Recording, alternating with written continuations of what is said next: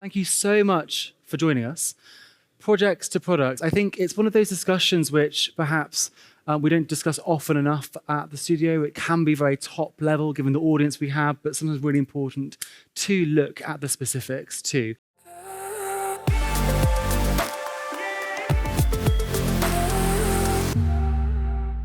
So this whole topic today, we're looking at the shift from projects to products.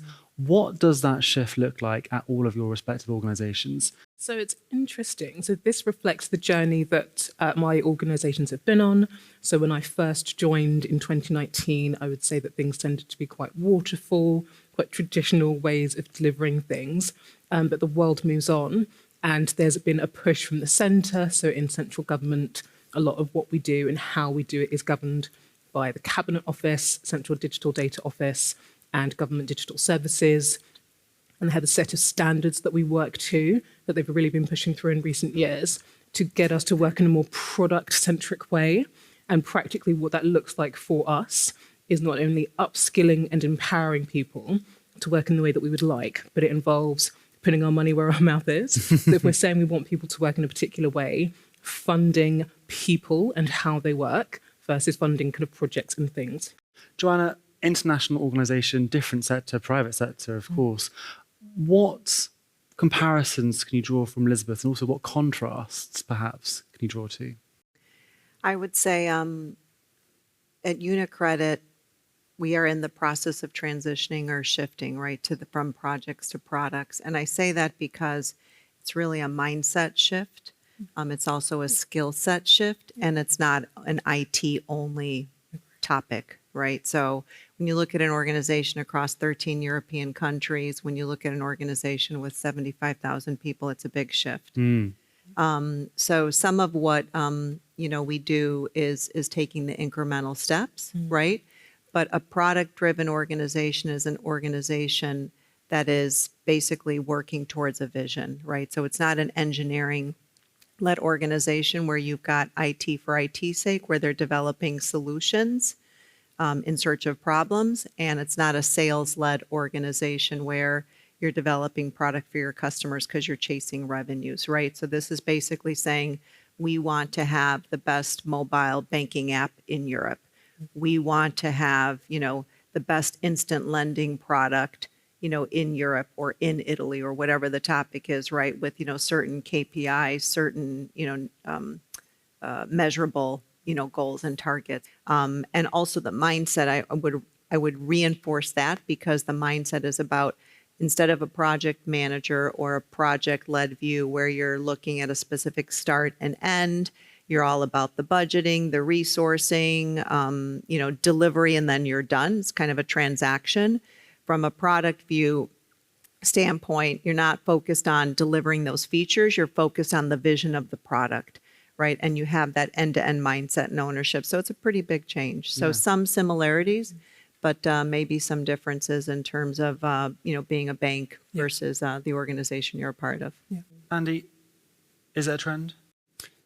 Moving to products? Absolutely. I mean, I would say that, but it has been a big trend. There's been a lot of noise in the market, a lot of books written around having product-led growth as a go-to sales motion, having product-centric or product first. So yeah, it's a big trend in the industry. You've seen a rise of the chief product officer. Lots of organizations start to have a chief product officer. So about 15% they estimate, and they estimate the next 5 years to move to 75% of the FTSE 500. In your mindset, when we're thinking about this business shift to product, who owns that shift then? Please go ahead, any of you. I think the whole executive have got to be bought in, because it's about cross-functional collaboration, multidisciplinary teams. So you need to have the chief executive officer on board, absolutely. It's got to be top table discussion. It's not just about having the CTO or the CIO. Any kind of tech change is really just change management. We can call it transformation, we can call it innovation or whatever we want, but it's change management by another name. And if you want to change a thing, you need I totally agree with your point, you need the entire business on board, because you can't, there's that stereotype of the tech team in a corner in a darkened room trying to do a thing, a whizzy jolly thing, in the corner. But you really need the entire exco on board, and then technology needs to be an underpinning layer across a wider business change across the entire business. Yeah, I was going to add in, I think the business absolutely needs to kind of drive this product strategy view because it's such a fundamental shift.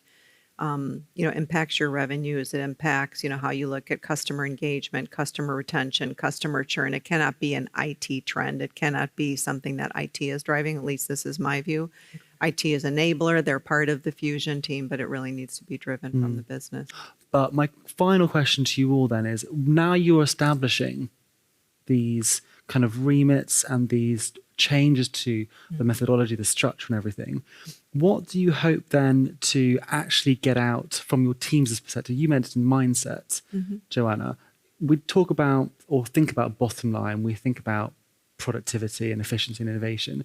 Is this also generally better for the workforce too? There's pros and cons, I think. I think you're going to get higher employee engagement. So you generally get, if you're doing EMPS or looking at employee experience, you generally get the higher morale. But it's a lot more accountability because they're accountable for outcomes and goals. And you want to have a check-in with them monthly and quarterly, and they may miss that. Whereas it's much easier to deliver an output or hit a milestone. Having an outcome where there's more uncertainty is a lot more challenging. So it can be more challenging for employees, I think. When I think about products, I think about, like I said, small focus teams, fusion teams. I think about, products kind of transcending the organization, right? So you kind of break down silos. I also think about it gives more context to agile. It gives more context to focus on the customer. So will it go away? Will we swing back to projects? Maybe it's more of a hybrid because not everything is product orientation per se, right? Regulatory, CSDR or ECMS or Target 2. You can't set a product-driven topic for delivery. So probably some kind of hybrid. But I would also think at least for people within the organization, you want to be connected to the customer, right? And know that as human beings, we fundamentally want to have purpose and value. We want to kind of feel that connection. So the work we're doing, if it's product oriented, kind of gives you that more than you're in a long-term project, administering, managing resources, budgeting, et cetera. At least that's my view. I think it's one of those things where if we're talking about will people go back from product back to project, I think it's one of those things where if the organization is kind of really under fire, they kind of revert to type. So I think you can really see if an organization is maybe struggling with its sales, or if something is going on kind of financially, it's in the decline. People culturally and in terms of ways of working do tend to just revert back to what they know and kind of throw the baby out with the bathwater a little bit. But I will say that within Central Gov, we have quite a similar philosophy to you, which is keeping a focus on who is the end user, what is the problem that we're solving. We're working together to solve a very specific problem in a very specific way to help the citizen and give the taxpayer the maximum value. And we choose to work in a product-centric mindset, not only because it's is defined by the Cabinet Office, but it lets us build things with the least wasted, with the least risk, but with some good governance around it that ensures we're building the right things for the right people in the right place. Because your mileage may vary, but sometimes with kind of more waterfall ways of working, you start building a thing and you realise a couple of million quid in that you've built the wrong thing in the wrong place for the wrong people.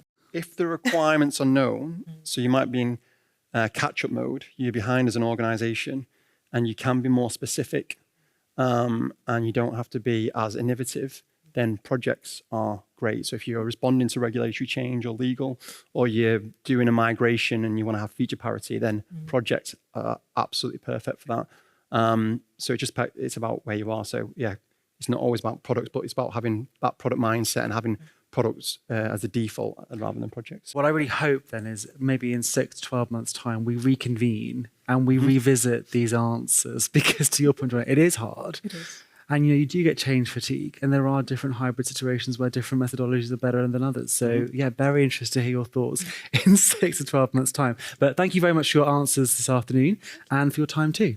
Thank you. Thank you, everyone. Thank you.